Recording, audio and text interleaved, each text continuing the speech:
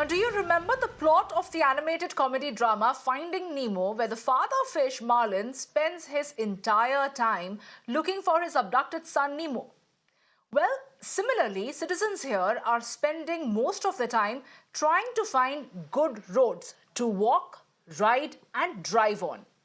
But unfortunately, all we have are the ones filled with potholes.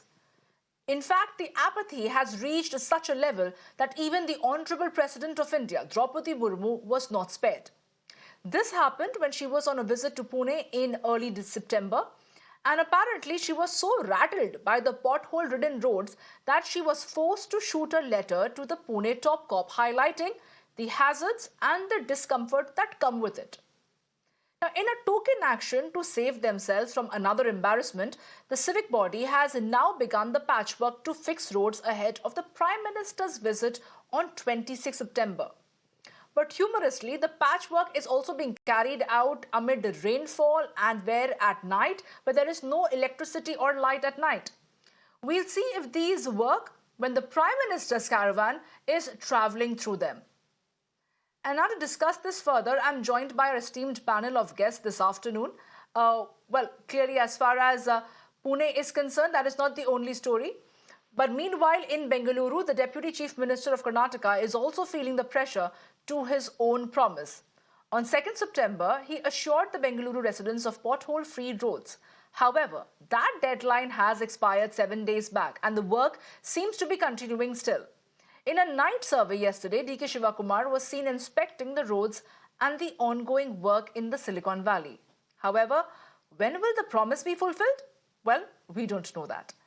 And to discuss this further, as far as the Pune potholes are concerned, I'm joined by our esteemed panel of guests this afternoon, Dr. Sudhir Krishna, who is the former Secretary of the Ministry of Urban Development. I'm also joined by Vinayak Ambekar, who's the spokesperson of the BJP Maharashtra. Good afternoon to all of you. Thank you for taking your time and joining us over here. But my first question would be towards Mr. Ambekar.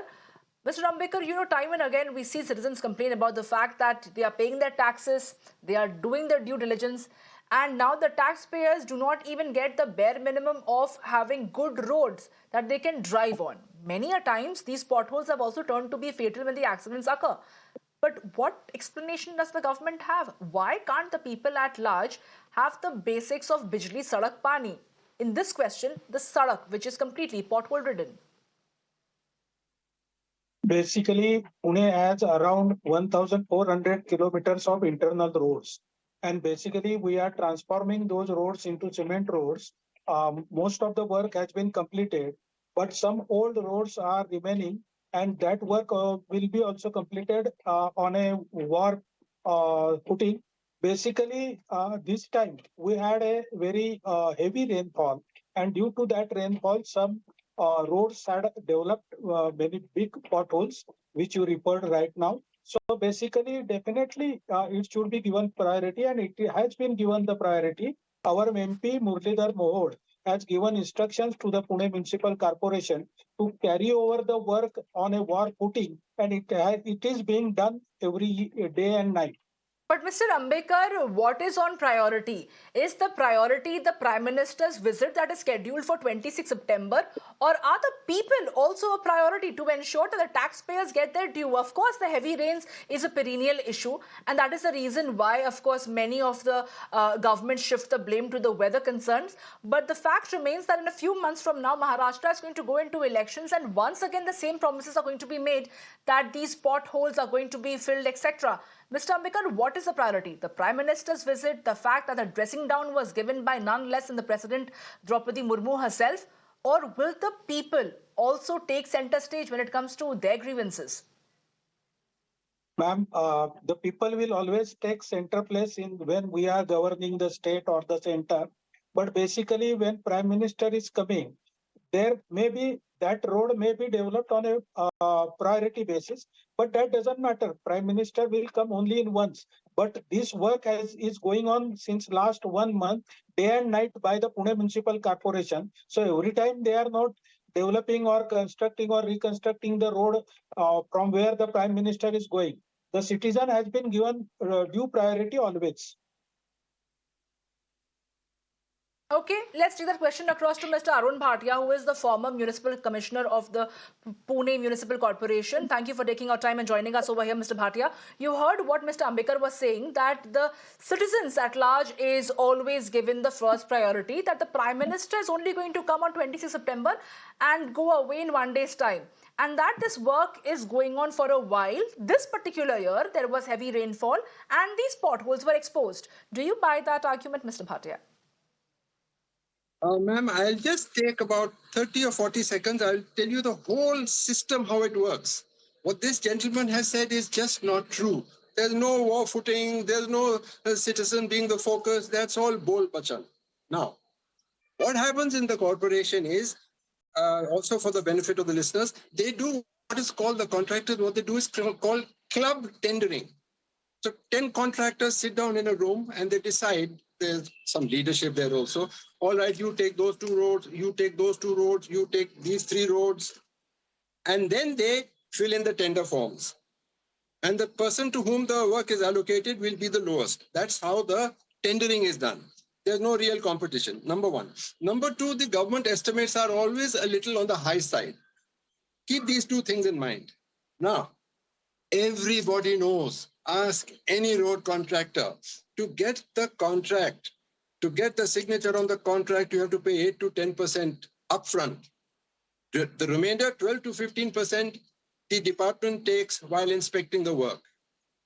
So on the surface, it seems all right. The blacktopping and all is perfect, but they make the money under that. The foundation depth may also be okay, but the stone that they fill in is called metal. There's foundation metal, which is larger one, and there are smaller stones. This is stone, but it's a very expensive item for mining from the quarries and transportation. So the money is made there. If the 6-inch layer is prescribed, they will do 4 inches, 4.5 inches. But spread over a long length of road, this goes into lakhs. So 8 to 10% for approval of tenders, which are based on club tendering, conspiracy amongst the contractors under political leadership. Remaining 50% they take from the metal. Now the department chap comes and Mr. does the Bhatia, physical appreciate you putting things into perspective for us, and you are almost opening a can of worms over there. But my minimum question to you will be, as a citizen of Pune, what is your comment about the roads right now? Conspiracy, what goes behind is one thing. But the fact remains that the government says or maintains that they are doing due diligence to ensure that the potholes are filled. There are only a handful of them which are remaining right now, and the process is on. Do you buy that, Mr. Bhatia? Ma'am, if you don't want to know about the way the system works because of corruption, how are you going to get to the truth? The potholes exist because of poor quality work. Because of corruption, the specifications given in the drawing are not followed. So you have to start with that. It's a poor quality road. That's why you have the potholes. Okay. Then we come to the holes. Holes comes under maintenance. This maintenance is the least monitored of all subjects. Yes. Of all, how many hundreds of potholes are there in Pune? Have they been filled in? Who is going to measure them? If the pothole is 8 inches, measurement book mein 2 foot likh denge. A lot of money is made there. So the whole situation, I'm trying to tell you, in urban towns and corporation towns, the roads are bad because of corruption. So somebody may get a, okay, one thing more, very important. They say, every pothole aata hai. Traffic is very heavy. The load is very heavy. That's all nonsense. How does it not happen in other countries? How is it that you're making estimates which will not cater to that load of traffic? And we all buy this. Yes, the heavy rainfall is hota. No, the road is meant to take this traffic load. Is meant to stand the monsoon and the harsh weather. 100%, sir. You want me to complete? Well, absolutely. Dr. Krishna, you heard what Mr. Arun Bhatia was saying. He has spelt it all out as far as the corruption that is so deep-seated in the system. And these potholes are not just a recent occurrence. This has been going on because there is corruption. The due diligence is not being done. The maintenance is not carried out timely. And like I mentioned to Mr. Ambekar, that the Maharashtra elections are going to be in a matter of few months. And once again, the politicians are going to run to the voters to say that we are going to ensure that you get the jitni sadak pani. But once the elections are over, the causes and the issues of the citizens are not remembered. Mr. Krishna, where lies the fallacy? What exactly is problematic over here? Why can't we get the basic engineering right to ensure that these roads do not end up having these potholes? Well, I think engineering is the word you have mentioned. That's very right thing. I would like to add the planning part also. You know, a good part of the problem across the country in all cities on for the roads to be in poor shape in the cities is the inadequate drainage planning and drainage management.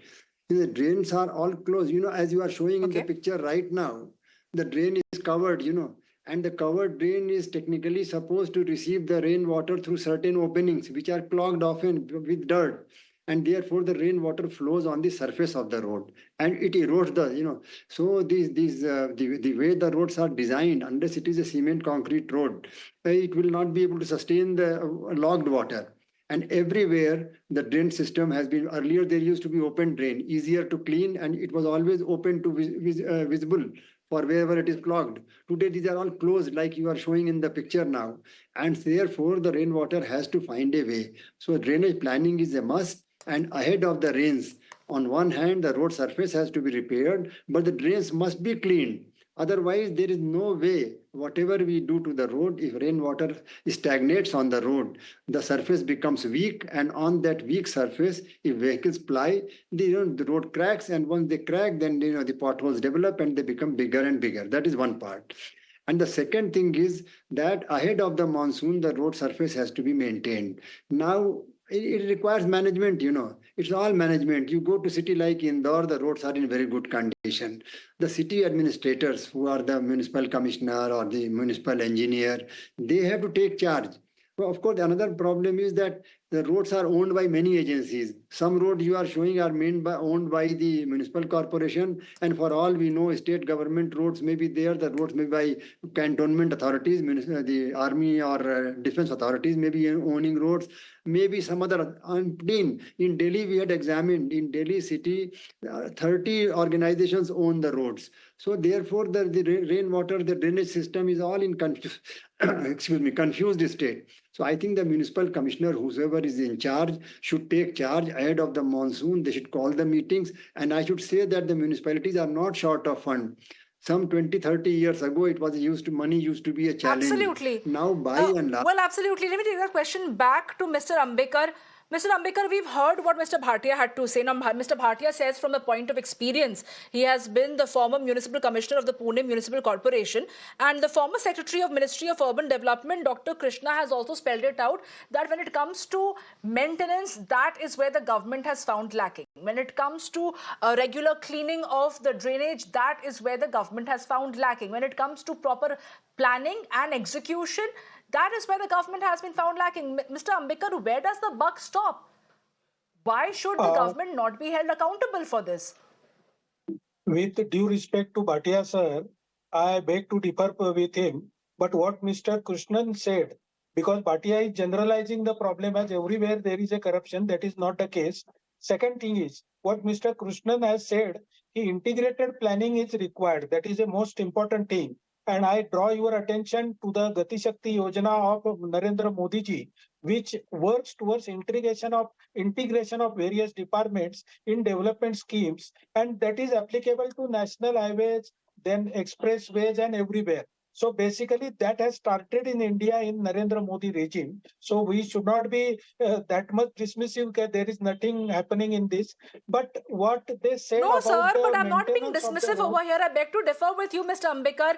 The Yojana, the Gati Shakti Yojana is yours. The government is yours. And like Mr. Krishna was saying, there's no issue of the funds also. Then where lies the problem? It's not just that the government and the people of Maharashtra has woken up to the problem of potholes overnight. This has been long there. It only required for the President Draupadi Murmu to give a dressing down and shoot a letter across to the top cop, and thereby people sprung into action. Otherwise, people of Pune would have to continue enduring these potholes on the roads. Mr. Bhatia, please go ahead and you can reply to what Mr. Ambekar was saying. Yes. Shall I reply? As I was saying, Yes, Mr. Bhatia, please go ahead.